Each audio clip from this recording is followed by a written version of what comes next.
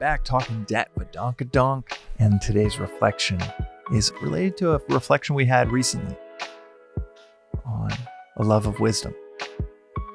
Philosophy meaning the Greek terms philosophia, meaning love of wisdom. You could translate that practically as seeing clearly, and a love or cultivation of seeing clearly, because wisdom, as is defined in this tradition, is the capacity to see the end in the beginning, to see clearly. Beautiful definition, beautiful reorientation of what wisdom is, and also beautiful reorientation of what it means to be a philosopher. It's not something reserved for that college professor that you didn't really love that much. It's actually a calling for all of us if you want to perceive, see clearly. But I also want to touch on the downsides. In theory, we all want to see clearly. But as we get a taste for it, this initial phase of divine discomfort sets in. It is the edge of sobriety. As my teacher, Joseph Emmett, who I love talking about this stuff with, he's a phenomenal writer. And he hasn't published anything. He won't publish it, but he does share it with me every once in a while. And just a phenomenal writer. And he used this phrase recently, the edge of sobriety, that we hunger for things that take off the edge of sobriety because it's one sharp edge. Deep down, we do crave to see clearly because no one wants mud on the windshield when they're driving down the highway at 80 miles an hour, if you can get it off. But there are so many times in life where we chase to escape that sobriety or clarity, to numb ourselves from seeing things clearly. But this is a dangerous, short-sighted mistake. It is like adding mud to the windshield. But it doesn't practically feel that way. It feels much more practically like something is uncomfortable. How do I distract myself from that? My mind is finding this uncomfortable, and I'm going to tell my intellect that's overseeing it all to just take a hike. I'm just going to act. I'm going to grab something that will activate my taste buds. I'm going to grab something that'll quiet down or numb down my mind. I'm going to have a few extra drinks. I'm going to chase some maybe irresponsible pleasure. I always think about, I was watching this show 15 years ago, a nature show, and these two geologists that do all of their work on volcanoes. They were walking through this volcano and being filmed, and one of the geologists, he pointed down to his shoes. He said, we use just regular hiking boots. They can melt, but what we found is when we use the heat-resistant hiking boots for people in their field, what they realized is they wouldn't get the signals that they were too close to the lava. It would resist the heat so much that then they would put themselves in precarious, dangerous, potentially fatal situations of getting too close to the lava that they were measuring. That stuck with me because I love gear. The newest, best X, Y, or Z. You just gotta have it, right? And that hit me. It's one of those moments where I was just walking through the room while my roommates were watching this on TV, and I heard that, and it stuck with me for 15 years. What a clear-minded choice. The reason I think it's stuck with me for so many years is so many parts of our lives, we want to be numb to the discomfort around us. We want to insulate from any discomfort to ourselves. But the veterans, a really smart, highly developed individual will recognize, oh no, I don't want to seek escape from that which is uncomfortable. I actually really want to know when that discomfort is coming. I want to feel it. I want to know I'm in a precarious situation. I want that sensitivity. I don't. The last thing I want is to numb that sensitivity away. Because somewhere deep down, those geologists recognize that when we seek escape from where we are,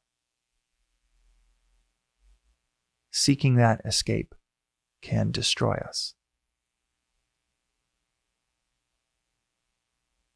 When we numb ourselves out to whatever pain, discomfort, agitation we're feeling, it doesn't get us away from it. It actually presents this really interesting scenario where we casually move towards it. We don't do anything to improve it. We forget that it's even there until it might be too late. The downside of clarity is that you have this edge to that sobriety of seeing things clearly. And in the initial stages, that might mean I got to get away from a few things that will harm me in the end, or at least put me in really risky scenarios over and over and over again that might destroy me. Maybe that is a line of work that you're in, that you feel after a few months of flexion within a philosophy like this, maybe I need to change my line of work. Or it is maybe a few friends in a friend group. Maybe it is a few habits that you have. And that can be, these initial stages can be this divine discomfort, this sensitivity, the sobriety that you just didn't have before, this capacity to see the end in the beginning that you didn't have before, that now you wake up and you realize, oh, actually, no, I want to cultivate this sensitivity. The answer is not to take the edge off of that sobriety. The answer is to sit with it and use it to take us to a place that is vastly safer for us and for those around us. The edge of sobriety. So often you hear that phrase, take the edge off, because we think the edge is pointed at us. As you sit with it, as you cultivate it, that edge is a tool. That is your ability, your capacity to discern with a sharp edge, cutting through any circumstance or scenario in life, any storm of change that might rattle a previous version of you, any amount of work, intense work that might be before you. You cut through it so easily because you've sharpened that edge. You've made it your instrument to approach the world, to serve yourself, and to serve those around you. The edge of sobriety. Imagine if you're the only sober one around, with a hell of a sharp edge, what you can do for those around you. That's today's reflection on the Daily Vedantic. We'll see you next time. Thanks for listening to the Daily Vedantic. This reflection is part of a free repeating 2-year course in Advaita Vedanta. Rooted in the timeless wisdom of the Upanishads, arguably the oldest philosophical texts on earth, you can begin with episode 1, which gives the 15-minute overview of the whole philosophy of Vedanta, or you can join the journey with any episode at any point. But the critical aspect of this course, of understanding and mastering anything, is to study and reflect, even for 10 to 15 minutes on the timeless each day, preferably at the start of your day.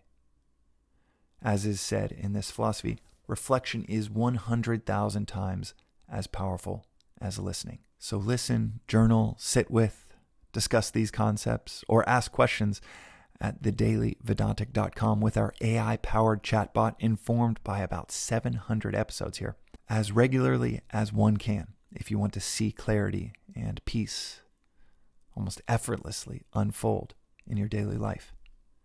And if it doesn't result in a near immediate increase in clarity and peace, then toss aside and feel free to never listen again.